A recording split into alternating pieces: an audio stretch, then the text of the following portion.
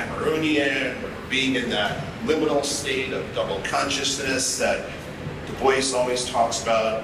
And that series really provoked my students to ask a lot of deep questions and inspired them to write some outstanding papers on the African diaspora. This was my introduction to the African diaspora class, which I used just a raft of materials for that were not in accordance with the AP. It was just sort of an independent course that I had created. But just lovely to have Ms. Emeke here. Just a little bit more about her.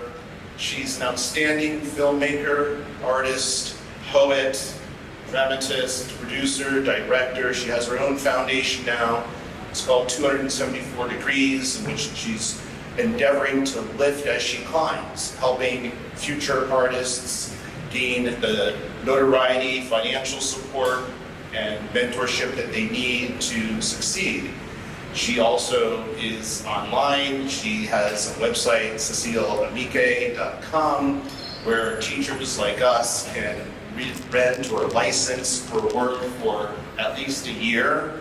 And it's a nominal fee. If your institution can't pay it, maybe get to 2 or 3 teachers together and pull your resources together to pay the fee. It's very, very valuable to students. Ms. Emeke also does a podcast with her friend Gladstone Taylor. This is on YouTube. If you're a YouTube nut like myself, all you need to do is search for Caribbean metaphysics, and she will come up and she will be talking with Gladstone about any number of different issues, metaphysics, ethics, Philip Pullman, cosmology, cosmogony, and existentialism. And you see these 2 young intellectuals and our artists just chopping it up, as the parlance is these days. So I highly recommend that as well. So today, before we hear from Ms. Emeke, how many have actually seen the Strolling series or parts of it? Raise your hand. Only a couple. So this is a wonderful opportunity to get an idea of what her work is like and why I found it so valuable as a teacher. And also think about how you would use clips from her work as well in your own instruction for your own students. So we're going to start off and see about 5-6 minutes or so of one of her works here.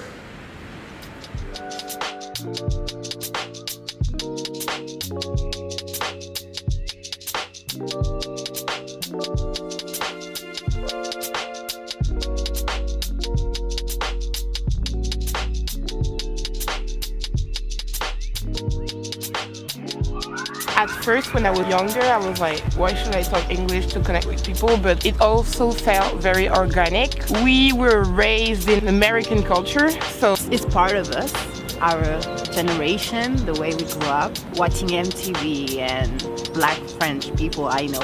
We all do this. We all kind of switch.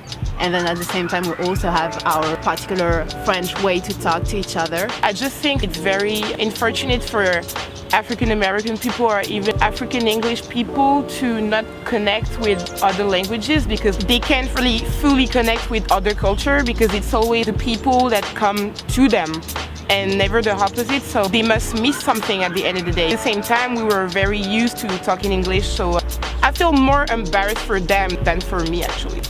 For instance, when they talk to us, they can't fully grasp all the subtleties of our culture being Black and French. They always tend to refer to French image like croissant, being a white dude with a fucking cheese or this type of cliche, but they don't know what it is to be Black and French at the same time. Whereas we know about the struggle of African American people because we know about Martin Luther King, we know about Angela Davis, we saw a bunch of movies from John Singleton and shit. That doesn't mean that we live their struggle, but that means that we tend to understand more. They can't even refer to some kind of cliche or reference for a French Black person. Sometimes they don't even know that French people can actually be black. I was born here. That's my country for real.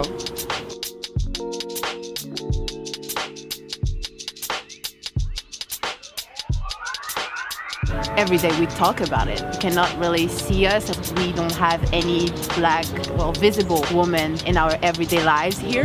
African American people, no shade, but like they do have representation. Toni Morrison, Maya Angelou, like a lot of female black authors. We must have one black female author that only grasps the African reality of it and not the African European reality of it. And that's it. When I read a French book, I can't even fully identify myself. It can be painful, especially when you're a little girl. They only talk about a girl with blonde hair, how she doesn't deal with any of the things you deal with when you're a little black girl in France. It's really frustrating sometimes. The strength of black British people, it's really the music. It's like Jamaican people just came through, put everyone together with the music. For instance, grime. It's a beautiful thing to see for us. Guys like Wiley, Jimmy, Skepta, Sympathy, they just embody what we don't have here. People creating their own movement and not trying to copy American culture. They spit on a motherfucking 140 BPM beats.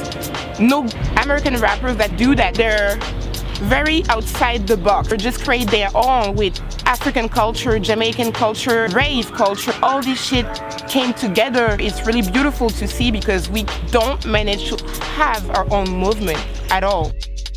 Wow, that's incredible. Blows us all away. I'm very certain of that. So we'd like this to be as interactive as possible because as teachers, of course, we want to make the classroom student-centered. And you guys are students and, quotation marks. So please ask questions. Please push Ms. Emeke. She's ready for your questions.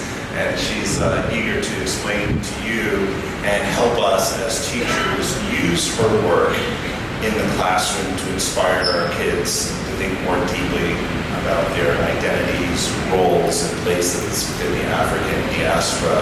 But before we have questions and answers, Ms. Emeke, would you like to tell us a little bit more about what motivated you to start the Strolling series and what continues to motivate you today and how you think it can benefit our students? Hi everybody, thank you for having me. Yeah, first of all, I say just a big thank you to Cassie Freeman and the whole ADC team. It's a real pleasure to be here. So yeah, I created the Strolling series a decade ago. I'm celebrating a decade of my creative practice this year, which is really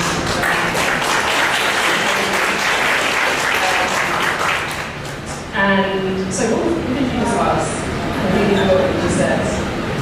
Yeah, just trying to get a sense of what inspired you to create your work and how you think it might be of benefit to us teachers and the students who we instruct. Yeah, so Strolling was really starting the point. It's definitely something whereby I started by wanting to document and archive conversations in my own local community and city, and it started to grow. You know, went to Paris, Milan, Brussels, Amsterdam, York, Kingston, and as we were going, it was evolving. There were 25 episodes in total, and we actually also had translations for each episode in about 6 different languages, so like English, French, Spanish, Portuguese, Kenya, Rwanda, and that was because the series started to spread quite throughout the diaspora, so we wanted to try and make it accessible to different communities that were not Anglophone, and also hearing impaired communities. And that was a big thing actually when I streamed it around different film festivals and different places. I would often get remarks from Black people from hearing impaired communities just talking about of different nationalities and languages, about how much they appreciated having work that had that kind of feature in it. There's a lot of that doesn't. unfortunately. We're not always thinking about the non-anglophone part of the Black diaspora when those conversations. So in terms of how I think it can work well with students in the US at the high school level, I think it's a really great, I know the AP program, a lot of the a big part of it is research. I think it's a really great way to get young people engaged in primary research in terms of giving them, an entryway into what it can look like to interview and document and archive conversations within your own communities as a way to kind of research maybe like what are the topics and the issues that people are dealing with. And I think Strolling, it's a demonstration of how to create space for the different things that can emerge. So when I was interviewing people, there wasn't a set, agenda what we were talking about. I would have some ideas and maybe things I wanted to speak to them about. There was always kind of the person and bring what they have. And I think young people, they might initially think research is boring and it's going to be, written research. But I think kind of helping kids realize that there are other ways to kind of begin research, and it can, that primary research can be the departure for further exploration. Because I think sometimes you don't know what you're interested in until you kind of create that space. So I think it's a good entry point in that sense. And I think that it can also, I think particularly for Black students, I think, everybody can benefit from it. Just giving American students maybe a viewpoint into where they're situated in the kind of global community. I think sometimes, I think in every country, right, your history can be quite ethnocentric. I think Strolling does a good job at trying to paint a picture of a more global kind of narrative, from Latin America to Asia to Caribbean. That's great. I do think it helps to increase awareness of the fact that the United States is only 4% of the world population, although we think that we're 94%. Questions immediately so that the students are at the center of the discussion.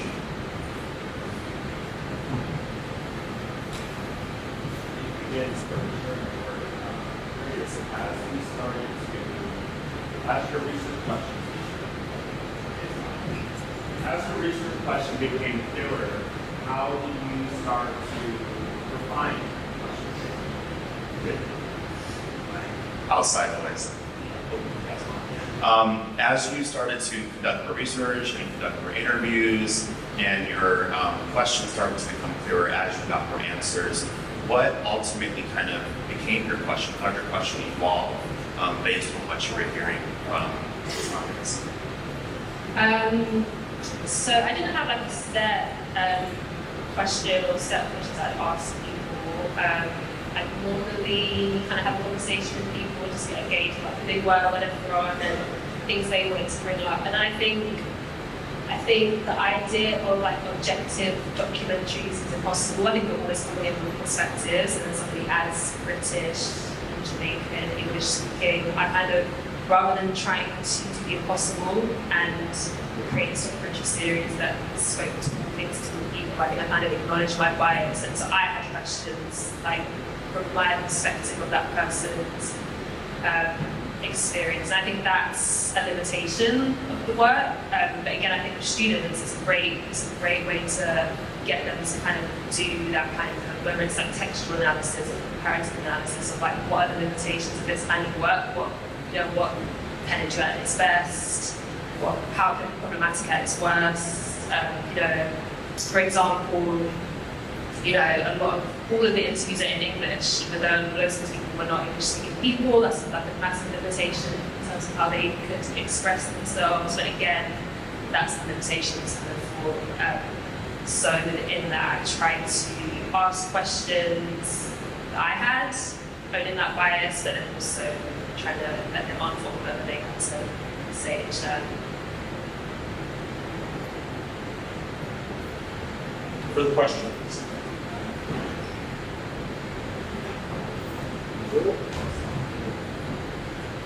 Sound is broken. Thank you.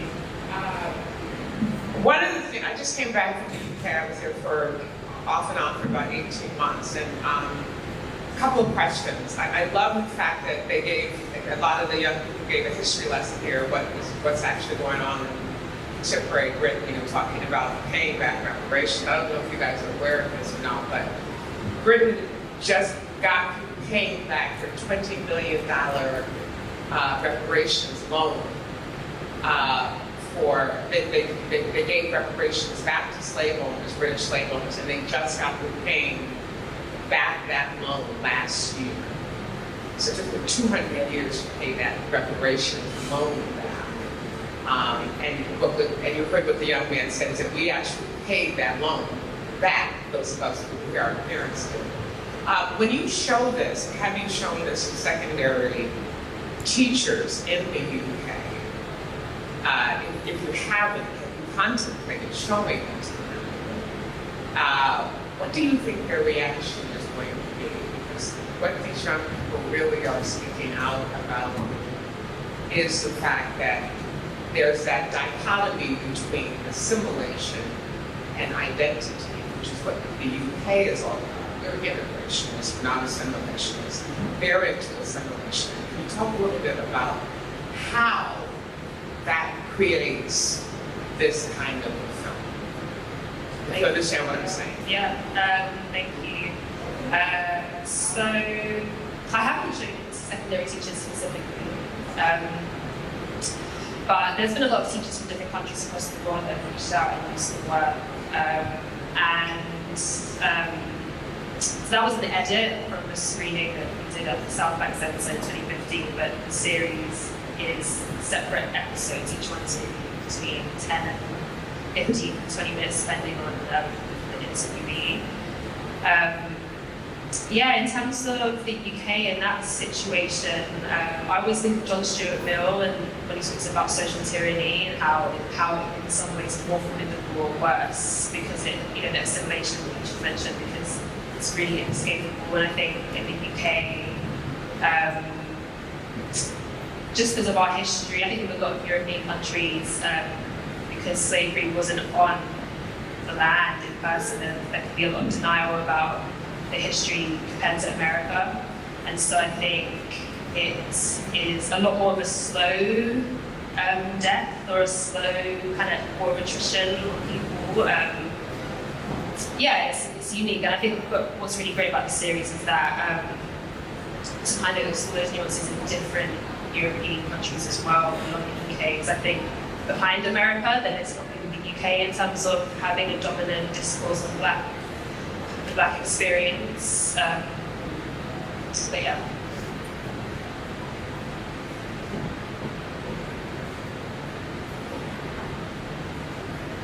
Thank you.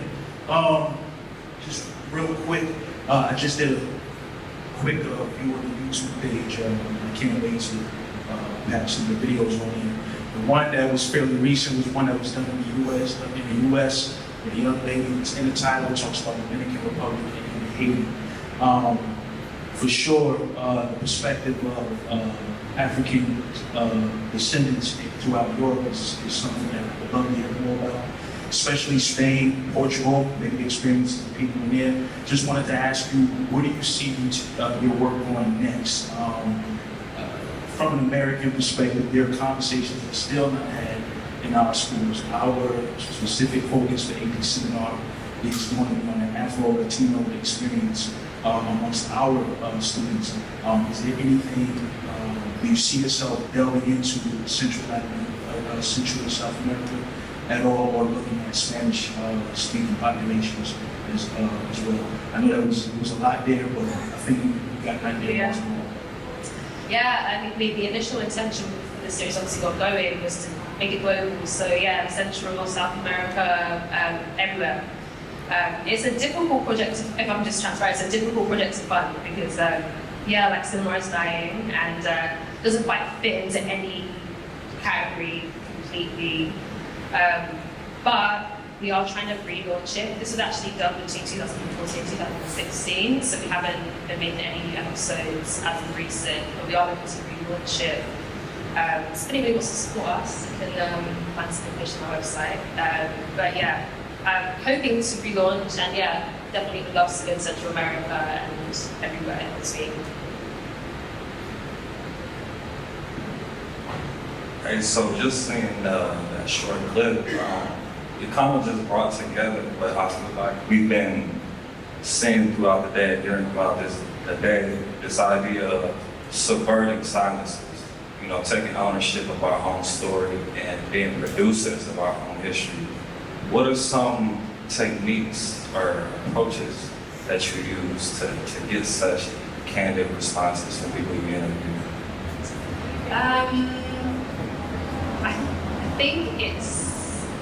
I think it's something that, like you mentioned, we've been talking about over the last day or so. I think it's just genuine care, and I don't think you can manufacture that or fake it. Every person I'm self-taught, I didn't go to film school, so I have maybe a unique approach to filmmaking, and everybody's a person first to me. It's never about, explaining people's stories so that I can get somewhere. And like Scott mentioned, that's part of the work I'm doing now in terms of like thinking about infrastructure. And cultural production is a big thing that I think about in my work, because I think the systems that we're working in make it difficult to treat people like people, which is why a series like this kind of has to be independently produced. It's difficult to do it otherwise. But specifically as well, I interview everybody either alone, so I would shoot them alone, or I have one other person there, versus like maybe other traditional documentary styles where you have a whole crew of people. Arthur Jacob talks about camera and how that can affect Black people, just how automatically the presence of like lots of people, even just a camera, can feel like surveillance. I think for me that was part of what I was thinking about in terms of creating an atmosphere that was safe. How would I want to be treated as somebody who was documenting my story? So yeah, I think I just tried to take a very personal approach.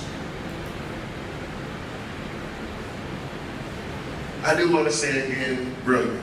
And these are the conversations that need to be had. And thank you so much again for getting that conversation started. So my question is, in identifying these particular things and these issues, is there ever going to be a component where a resolution to these issues is outlined, or a think tank, maybe from those that you've interviewed, that we can start to not only get the conversation rolling on through on every continent, but start to come through with solutions to those problems? Yeah, I think that's definitely possible, and I think, if you get a chance to go through the episode, it's great, because there are people who, I think, without meaning to, answer questions that other people will bring up, and I think that's the beauty of it, having all those different voices, start to get a fuller picture and find some of those informations. Awesome. Ms. Emeke, how would you address, if you were a teacher, youth today, particularly youth of the African diaspora, what would you say to them? How would you inspire them? We know that there's a lot of malaise, depression, anxiety out there. What would you say to them or help them with to alleviate those feelings of despair? Yeah, I think that's something I noticed in the series as well. Mental health is a massive issue for young people. I think if teachers are going to use Strolling within their work to kind of do what you just mentioned, I think part of it is encouraging students to use their own experience as an entry point into a larger conversation. I always think about Cynthia Hartman, that amazing point about the autobiographical example being, instead of being navel gazing, it's a way to see social politicals at work in people's lives. I think encouraging students to not see sociology or history as things out there, but getting them to do that primary research within their own experiences and their communities around them as entry points into these kind of larger conversations. It's a good way to get them engaged and make some of these subjects feel less abstract and more relevant to their lives. To emphasize that kids should start with whom they know, which is themselves. Yeah, I mean, I think a lot of young people probably, if they were to start to talk to their communities, document their stories, for example, they would realize how diverse their own communities are maybe more than they realize. And I think just encouraging them to dig a little bit deeper. Because I think when something's relevant to you, it's your history, it's your community, you care about, it's interesting, right? When I go to school and it's like random people, it was irrelevant, I didn't think it's super engaged. So I think Strolling is like a good example of what that could look like. His story is of history. Any other questions? Yeah, a couple more back there. One final question as we wrap up this segment. So, final question. Thank you for such a rich dialogue. My question is, because you interviewed Black people across Europe, really gave us a different aspect of diaspora. So what did you see as the connections between those Black people in those different spaces? And then where do you see the diversity and the differences in those spaces? There's so much diversity. I think that's what's ironic. Sometimes the only thing is that we're all Black. There's so much diversity. But at the same time, in terms of our similarities, I think in some way everybody's engaging with these systems and anti-Blackness at some level. But I think depending on the country and also people's class, people's culture.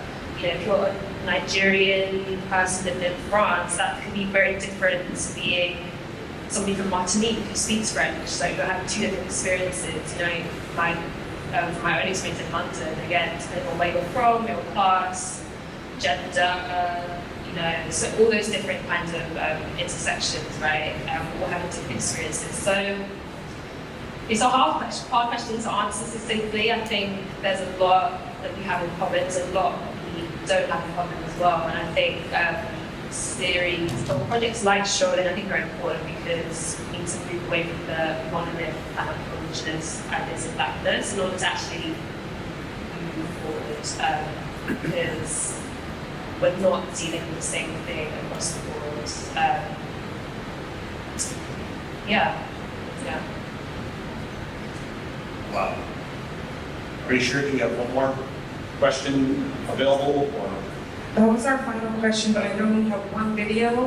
You want to introduce one of your final videos? Yeah, so this is, I think we're going to watch The Ancestors Came. This is a film that I made in 2017. It was a Tate Modern Commission about the late Faith Ringgold, who's an incredible Black American artist. I'm sure many of you know her. I felt really privileged to meet her and work with her.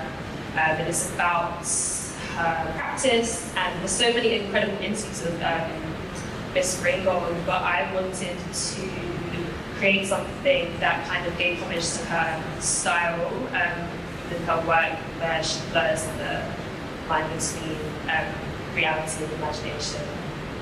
So yeah, I'll watch that one and try it. Ancestors came to help the children. Wake up.